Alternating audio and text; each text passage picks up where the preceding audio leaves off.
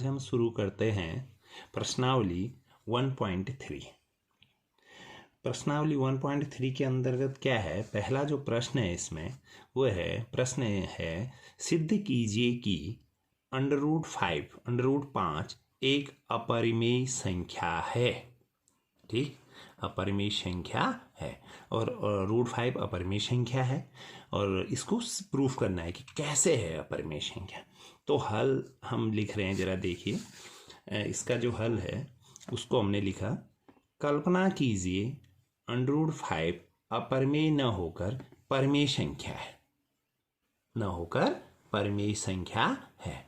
ठीक, अब ये अपरिमेय न होकर कौन सी संख्या है, परिमेय संख्या है। ठीक है, तब अगर ये √5 परिमेय संख्या होगी तो तब क्या होगा, √5 को मैं किस रूप में लिखना चाहिए मुझे, p/q, क्योंकि जो परिमेय संख्या होती है वो किस रूप में होती है, p/q के रूप में होनी चाहिए। किस रूप में होनी चाहिए, ऐसा होना चाहिए इसने।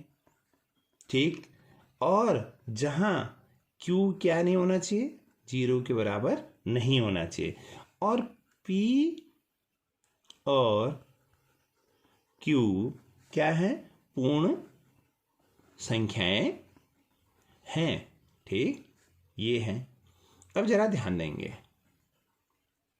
यहाँ पर ध्यान देंगे, ये ऐसा है, यहाँ पर p/q की जगह a/b भी लिख सकते हैं, जहाँ b ≠ 0। ठीक है, और ये वो संख्याएं होती हैं जिनका लॉसव जो है 1 होता है, यानी वह ऐसी संख्या जिसका पूरा गुणनखंड यानी अभाज्य गुणनखंड की अंतिम संख्या यानी अभाज्य गुणनखंड किया हुआ हो, यानी कंप्लीट ऐसी संख्या जिस पर दोबारा फिर नीचे वाले का भाग ऊपर नहीं जा रहा हो, पूर्ण भाग। ठीक है, या किसी संख्या का भाग भी इसमें भी न जा रहा हो।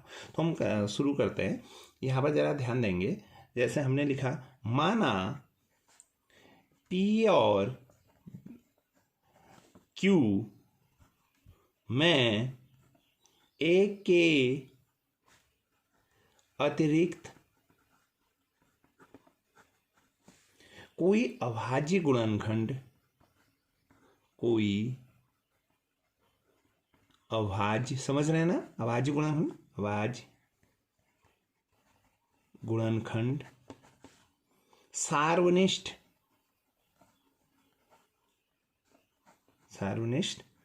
नहीं है, यानी ऐसी कोई संख्या जिसका भाग इसमें भी जाता हो इसमें भी जाता हो, ये कोई पूर्णांक संख्याएं हैं, समझ रहे हैं ना, तो वह जो है न हो, ये बता रहा है। एक के अतिरिक्त कोई ऐसी, जैसे 2/3 हो सकता है, 5/7 हो सकता है, समझ रहे हैं ना, क्योंकि इस पे एक के अलावा किसी का भाग नहीं जाता, यानी कौन सी कह रहे हैं, अतिरिक्त कोई अभाज्य गुणनखंड सार्वनिष्ठ न हो। तब क्या होगा, क्योंकि आप ध्यान दीजिए √5 बराबर p/q। ठीक है, क्रॉस मल्टीप्लिकेशन कर दीजिए, √5 q बराबर p। ठीक है, अब बोथ साइड, दोनों पक्षों का वर्ग कर दीजिए। इसमें क्या करना है, दोनों पक्षों का वर्ग करने पर ये आ गया 5, ये आ गया q का वर्ग बराबर p का वर्ग। क्या, दोनों पक्षों का वर्ग करने पर। ठीक, यहां पर समझ में आ रहा है आपको, दोनों पक्षों का वर्ग करने पर। ठीक है, कर दिया और हमें ये प्राप्त हो गया। और यहां पर ध्यान दीजिए, यहां देखिए p² संख्या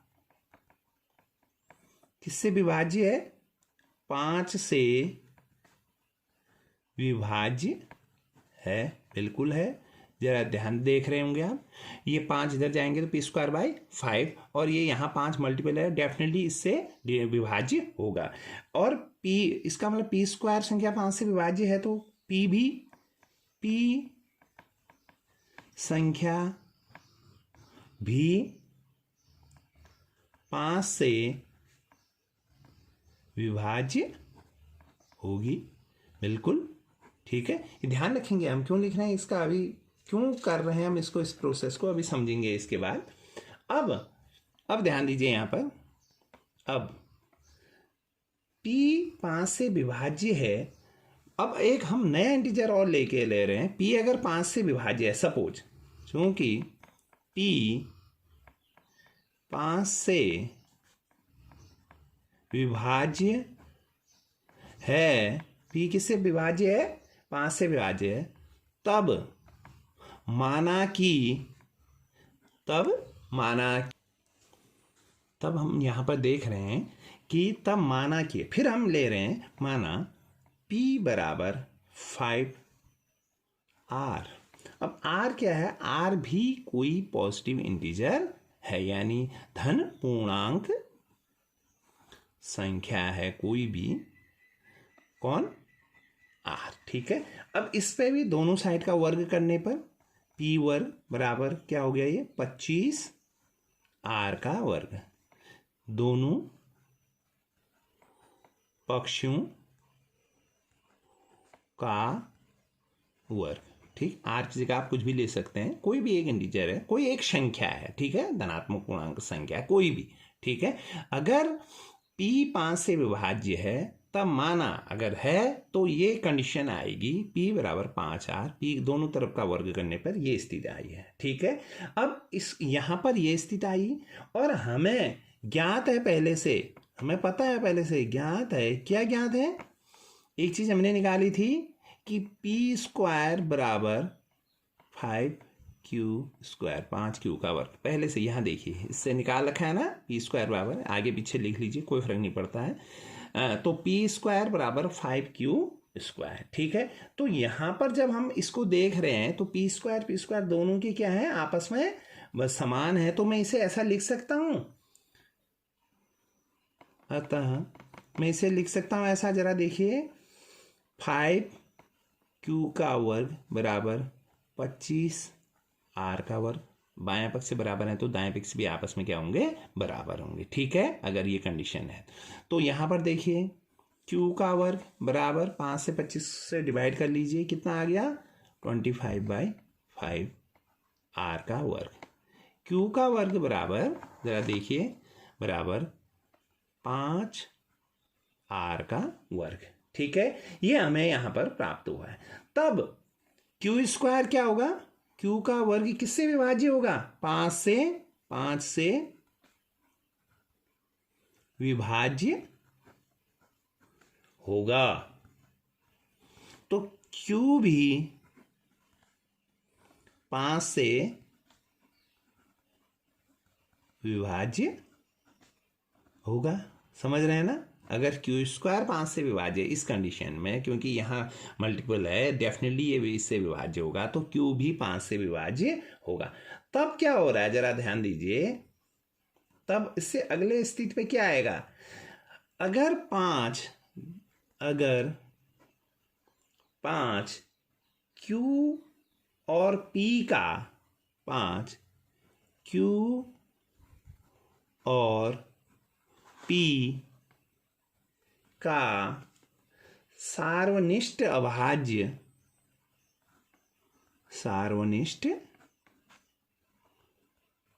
अभाज्य गुणनखंड है। क्या है? गुणनखंड है, जो किसके अतिरिक्त है? जो 1 के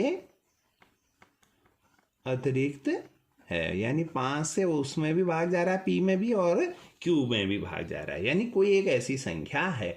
इसका अर्थ क्या हुआ? फिर क्या निकला? फिर यह एक कॉन्ट्राडिक्शन, विरोधाभास है, यह एक विरोधाभास है, क्योंकि हमारी मान्यता के अनुसार,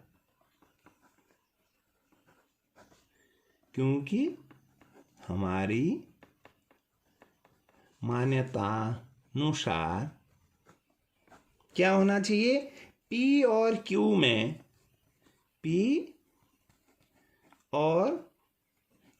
में एक के अतिरिक्त, q में किसके अतिरिक्त? एक के अतिरिक्त कोई अभाज्य गुणनखंड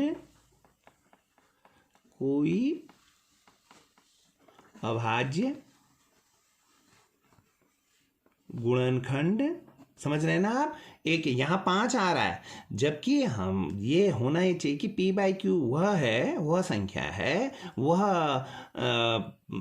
आपका परिमेय संख्या है जिस पे एक के अतिरिक्त और किसी का भाग उसमें नहीं जा रहा। लेकिन यहाँ पर किसका जा रहा है? 5 का जा रहा है, P में भी और Q में भी है। तो कोई अभाज्य गुणनखंड, हम इसको पूरा समझा रहे हैं, सार्वनिष्ठ नहीं है, नहीं है। तो क्या क्या मिलता है हमें? क्या मिल रहा है कि हमारी कल्पना जो है, तो हमारी कल्पना क्या थी? हमारी कल्पना फर्स्ट में क्या लिया था हमने? क्या लिया था? हमारी कल्पना क्या थी फर्स्ट में? कल्पना ये थी कि √5 अपरिमेय न होकर परिमेय संख्या है, ये थी। तो ये जो है हमारी कल्पना थी, इसी को नोट कर लेंगे। √5 परिमेय संख्या है। तो ये क्या है? असंगत है, त्रुटिपूर्ण है, असंगत और गलत, यानी त्रुटिपूर्ण, असंगत और त्रुटिपूर्ण है, बिल्कुल गलत है। जबकि एक के अलावा इसमें किसका भाग जा रहा है? आप देख रहे हैं इसमें 5 का भी भाग जा रहा है P बाई क्यू में। यानी √5 जो है यह परिमेय संख्या है, ये हमने माना था पहले, लेकिन ये बिल्कुल क्या आ रहा है? गलत आ रहा है, रॉन्ग आ रहा है। तो √5 क्या होगा फिर? अगर ये गलत आ रहा है, परिमेय नहीं है ये संख्या, तो अतः √5 अपरिमेय संख्या होगी। ठीक, समझ रहे हैं ना? तो क्या होगी फिर? हमने इसको क्या प्रूव करना चाह रहे थे पहले? अपरिमेय संख्या न होकर ये क्या है? एक परिमेय संख्या है। वो बिल्कुल प्रूव करते करते रॉन्ग आ गई, कॉन्ट्राडिक्शन आई, विरोधाभास आ गया एकदम, कि क्योंकि परिमेय संख्या हम जानते हैं P बाई क्यू के रूप में होती है, और वह जो है उसमें एक के अलावा किसी और से वो संख्याएं डिवाइड नहीं होती है, लास्ट फॉर्म होता है उसका, ठीक है ना? लेकिन यहाँ पर यह संख्या P भी 5 से डिवाइड हो रही है और Q भी 5 से डिवाइड हो रही है। इसका मतलब यह जो है रॉन्ग आ रहा है, त्रुटिपूर्ण है, अतः √5 एक क्या है? अपरिमेय संख्या होगी।